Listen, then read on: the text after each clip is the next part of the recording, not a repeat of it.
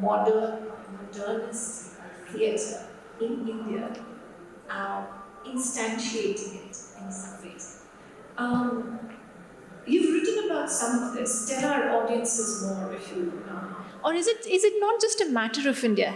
Have times changed enough or not enough? For this kind of confluence to happen, because for people who don't know this, uh, Ibrahim al-Qazi is the son of a Saudi Arabian tradesman who comes to Calcutta and from Calcutta to Bombay. What an amazing trajectory. What an amazing migration, story of migration. And the Delhi and the Bombay that you see in these generations is so layered, is culturally so granular. And it has grains of sand, not just in that box from Saudi Arabia, but everywhere. Iranians, Afghanis, Khuja Sindhis, so a lot of different voices come together to create this modernist theatre moment that, what makes that possible? I think that what you've said just now is very, very significant to Al-Qazi. Al-Qazi was a son of a Saudi Arabian mother and father who settled in Bombay, and they were traders. My grandfather, Hamid Al-Qazi, was a trader in spices. So, there was import-export of spices with a small little office in Crawford Market in Bombay.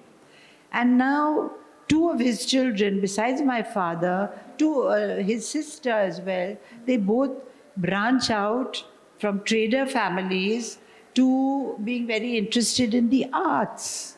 And I think the excitement of Bombay, the cosmopolitan fabric and texture of Bombay, enthused Al-Qazi. So meeting one or two very important people triggered that artistic spark in him. He was already interested in acting as a schoolboy. And now he comes upon a Bombay, and he's coming to Bombay in 1941, just before the Quit India. He's joining St. Xavier's College, going to St. Xavier's College, meeting Sultan Padamsee, my mother's brother, in St. Xavier's, joining the Dramatic Association there in college, acting in college plays, etc., etc. From there on, he meets a whole lot. JJ School of Art has started, so he's meeting painters from there. FN Souza is from there. MF Hussain is from there. They're all the same age. Actually, the year 2024-25, they all have their 100th birthday. So they would all have been 100. So, yeah. So this is the Bombay which she's talking about. In this Bombay, besides the traders of Afghanis and Iranis and Arabs and etc. who have come to Bombay as a commercial city to do business, you have a layer of the cultural elite of Europe being suddenly in Bombay. You're having people like Rudi von Leiden, you're having Schlesinger, you're having all the people who affected Hussain and Souza and brought the modernist ideas of Europe to Bombay. And they themselves were fleeing from Nazi Germany. They were Jews who were fleeing from Nazi Germany and found safe haven in Bombay. So you have this group of people. Then you have the whole communist ideas seeping into India, anti-fascist ideas seeping into India. You have the IPTA seeping into theatre, the Indian People's Theatre Association being formed, etc., and IPTA being the wing of the Communist Party, and with its headquarters in Bombay. Prithvi Raj Kapoor is with them. A whole lot of generation of Shabana Azmi's father is with them. Lot of them, they have come now and migrated. So Bombay is rich. Bombay has a new film industry. Actors are migrating to Bombay. So you have German, you have two Germans setting up Bombay talkies. Joseph Wershing and Franz Osten arrive in the 30s, again fleeing from Nazi Germany, and settle in Bombay. So Bombay has this mix of multicultures from everywhere in the world. And they're all learning about modernity. They're all learning about what's happening in Europe. They're all, a lot of them are anti-fascist, and therefore they're very with leftist ideas. You have the Progressive Writers Association, you have the progressive artists who come together, etc., etc. So Al-Qazi then, and then Bombay is very politically aware. Mahatma Gandhi is in Bombay a lot, all the big leaders are in Bombay a lot.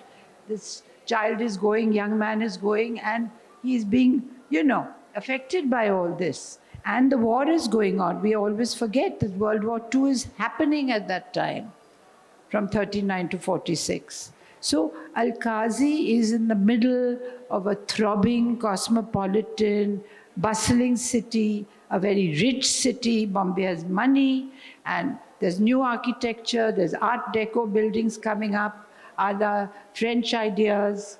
So, we are very much in touch with the rest of the world. We know much more about Europe and England than they know about India at that time.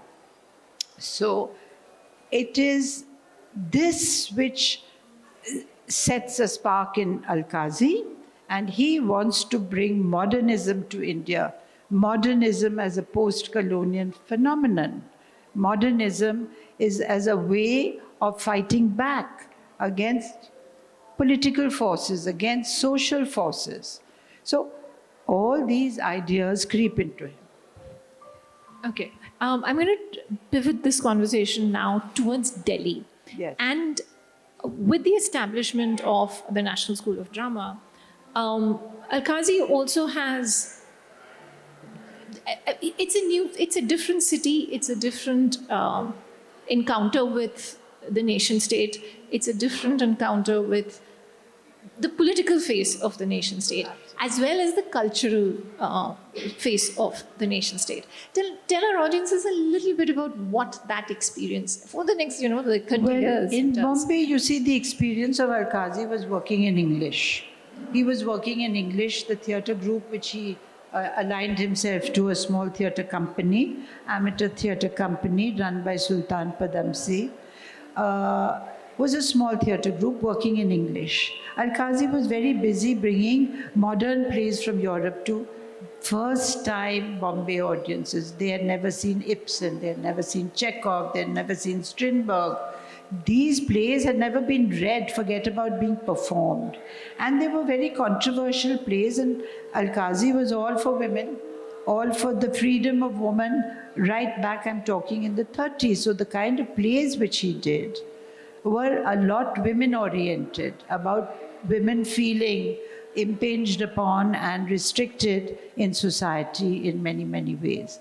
Now, after this offering, and Al-Qazi felt he should not only train professionally theatre students, and don't forget, I haven't added here that he went to RADA and he studied acting and he studied theatre and he came back to India. So now he has got a full-fledged idea about the training of the actor from his own experience of spending 2.5 years in England.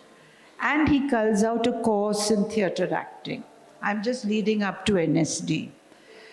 So when he does come back, he immediately formalizes his training. It's not just let's meet in the evening and do some plays.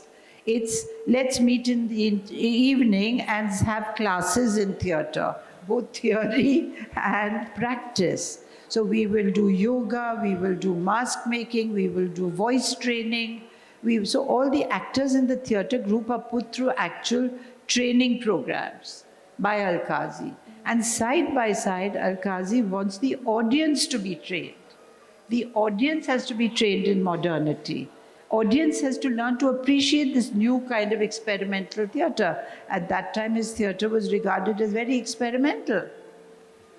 And now, when his reputation grows as a person who is interested in theatre education, then the government, Nehru's government, invites him to Delhi. He comes to Delhi, takes over as the head of the National School of Drama. He is very challenged by this idea, and then he does his first Hindi play, Ashadh Ka Ek Din by Mohan Rakesh, in Delhi, in a very, very interesting way. He just, again, just says, oh, we have an angan, we have a courtyard in the middle of this building. This courtyard is going to be the theatre. We don't have any theatre at NSD. NSD had nothing at that time and was in GK2, Greater Kailash, sorry, GK1. And the audience sit around and the play is in the middle, in the center. This was, so you're watching a play in which the actor is hardly 10 feet away. And this is a different experience. The actors are not shouting, they're talking very quietly. It's very realistic. It's very subdued. It's very meaningful. There's beautiful lighting which creates mood. There's a soundtrack which creates mood, etc. So now when Alkazi comes, he is coming to a wasteland. This Bombay, after Bombay and its high culture and many, many interesting things, suddenly you are coming to a place which has little or no theatre happening. And now Alkazi then starts, which he loves, digging the ground and setting down the roots for a theatre movement in the country. And he feels it is the job of the National School of Drama, which has the name National appended to it, to serve the nation, to serve the needs of the nation. And he encourages that all the state governments start giving scholarships to their students to attend NSD. So you suddenly have students coming from Maharashtra, from Gujarat, from Andhra, from Kerala, from all over, Northeast, blah, blah. And suddenly you have a very mixed crowd. This is all very new for Alkazi. How do you bind these people who don't even speak Hindi properly?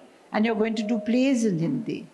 So these are all the kind of what the nation is going through in macro form, is that, of course, everybody is pulling apart by the late 60s, and you're having a lot of dissent in country. Nehruvian India is now something of the glorious past. The honeymoon with Nehru is over. And now we have a new India, which is fighting for itself, fighting for the regions, fighting for their languages, fighting for their traditions to be all recognized. And this Alkazi also faces as part and parcel of his work. So his career at every stage paralleled what was happening to the nation. He happens to be in that curve from the 40s till the 90s, exactly when we are going through so many phases of our history as post-colonials and facing many, many problems. And he tries to select now his plays according to what is happening around him, as in response to what is happening around him. Right. It's soon going to be time to open up for questions. So I'm going to give you two sort of questions, and you can pick whatever you want to answer. One, Delhi has changed so much. Delhi. The nation state has changed Yes. so much. Our institutions have changed so much. Is it possible to imagine an Alkazi today? Is it possible in today's India to think of the kind of work that he was doing? Just mapped out something. Yeah, well, I often wonder about this question, whether the India would be open to a Saudi Arab coming and taking over and becoming the father of modern Indian theatre. Modern Indian theatre. And I have not added so much which is there in the book, because it took Alkazi's entire lifetime to become an Indian, let me say that. He was an Indian at heart, but to learn the language, the traditions, the culture, if he was going to do any good work.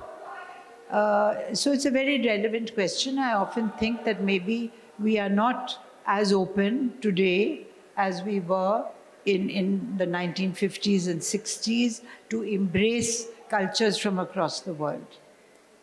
And the whole idea was that Alkazi was trying to not create an Indian identity. He wanted a modern Indian identity for India, which was something very different and which meant that cultures from across the world should participate in that program. As far as, so I think that I don't think we are at that stage, and there's something to learn. And part of the book is to be inspiring to young people. I felt that the book should inspire young people to understand what people went through for culture, what people went through to build institutions and formalize them. So, they have to understand that it is possible. It's not that it's impossible today, but through very simple means, because all the means Al-Qazi used were all very simple, homegrown, cheap, thinking of how the struggle would be ahead for the students. And I don't need to tell the audience about the generations of students that he has trained, right from Nasiruddin Shah to Om Puri to God knows who else, who have gone back to their states, have gone back and have made major contributions. The whole idea of what an actor should be and what we want of an actor today is what NSD has prompted us to want. We want a layered personality on the screen. We want somebody with depth on the screen, with a nuanced performance on the screen. And all these actors have delivered that. Right. Okay. My final question, and then we'll open this up. National School of Drama, Art Heritage in Delhi, Center for International Contemporary Art, CPI International in New York, and the Al-Qazi Foundation for the Arts. So, apart from drama, there is this major investment of emotion and energy and intellect in contemporary art. And he has invested a lot of him in contemporary art. Again, we were talking about this before we came in here. Do you see, other than his legacy, do you see a future for the arts in the way in which modern painting, modernist theatre, do you see a future, a next generation? Well, what has happened now, that the idea of institutions to have, that we want a National School of Drama or the Film and Television Institute of India, etc., all these institutions, unfortunately, to a large extent, were dependent on the genius or the hard work or the whatever you might call it of one man. Al-Qazi was one man. He was one among many because he was a creative person, he was a good administrator. He combined many, many talents, and he was the world's best student because he studied continuously. So I don't know, but what I do think that a legacy of such leaders may be difficult, but I think that today we are coming to an age where we have to collaborate. So it has to be a collaboration of, rather than having one monolithic big institution to feed the whole country, we have to have multiple institutions, not necessarily following the same module, but being spread out over the country. There have to be many, many people. People do not go in for theatre till today because it is not a paying profession. That is all. Otherwise, we have too many people who are interested in theatre, who love theatre, but who cannot take up theatre because of the economic, viability is not there. So I do think it is possible, but it will have to be. And of course, now we are seeing corporates coming forward. Corporates are spending a lot of money in investing. As you know, the Kiran Nadan Museum of Art is being set up for contemporary Indian art on private investment. Then like that, there are many, many other agencies who are putting in money. But I think it does have to be an initiative which is both private and governmental. It should not be, culture cannot be left in the hands only of the private individual, and culture should not only be left in the hands of the government. There has to be some kind of, So its modality has to change. Its modality has to change because there's a hijacking of culture. Don't forget, culture is very easy to set an agenda to, and now we will only do these kind of plays, and now we will only show this kind of art. That has to be in a balance as everything else. Okay, I'm going to open this up for questions now because I think we have about 10 odd minutes. Really, I mean, they were a very important part of his whole, arena of work. So if you could just throw light, yeah. Yeah, well, I think that my father always loved nature. He always believed that theatre was part of the elements and should be played against the sea and the sky and the landscape, like it was in the good old time of the Greeks, where huge amphitheaters were there and the whole public could participate. 5,000 people could be watching a performance, because he felt theatre is a ritual act. Theatre is something that is very much part of the elements and a part of the cycle of nature. So right in 1959-60, we lived on the 5th floor of a building called Vitthal Court in Bombay. And my father climbed up on the terrace. It was a terrace above us. And he said, oh, here's an empty space. And he went to the landlord and he said, oh, can I build a theatre over here on the terrace? Nobody is using it. So the landlord said yes. And for 150 rupees a month, my father built a small theatre. And of course, I was about 14, 15 years old at that time. He built a 80-seater theatre on our terrace, which became one of the most popular venues, and we had no lift. So everybody climbed up 6 floors to see my father's plays. And I had to make tea for everybody in the interval. So I had to give the tea very hot. My father said, it has to be hot, no lukewarm tea. So exactly at this time, I had to put the water on to boil, etc. So, yes, so that was the first Meghdoot theatre, by the way. He called that Meghdoot, after Kalidas's poem. And then when we went to Delhi, he built another one. And as you have said, he first did Andha Yug, Dharamveer Bharti's Andha Yug at Firozshah Kotla, in the ruins of Firozshah Kotla. And then much later, Girish Karnad's Tughlaq, Sultan Razia, and another version of Andha Yug all happened at the Open. Here he felt also a very much larger audience could attend. And he didn't really like proscenium theatre. He didn't really like that closed box. And about costumes, the visual aspects of a production, my father felt much could be conveyed about the meaning of the play through the costumes of the play. He didn't use sets so much, he just used levels, but he always had wonderful costumes which could tell us more about the character, about the mood, about the theme. And the person who designed all his costumes was my mother. From A to Z, all the productions he ever did were designed by my mother. I designed one production of his because I also do costume design. And that was his second version of Tughlaq, which I designed. Yes. Yes. Yeah, so you emphasize so much that Ibrahim Al-Qazi was this Indian director. The theatre that he produced was this homegrown Indian national theatre. What do you have to say about ideas that could employ his methods, his means, his being in the elements, and those methods being taught to people who cannot come to stage, who cannot come to Delhi, Bombay, big cities? You just mentioned that there are so many lovers of theatre, but all of them cannot go. What about theatre as an art form that can be taught to many people across the country, in villages, in towns, using other media?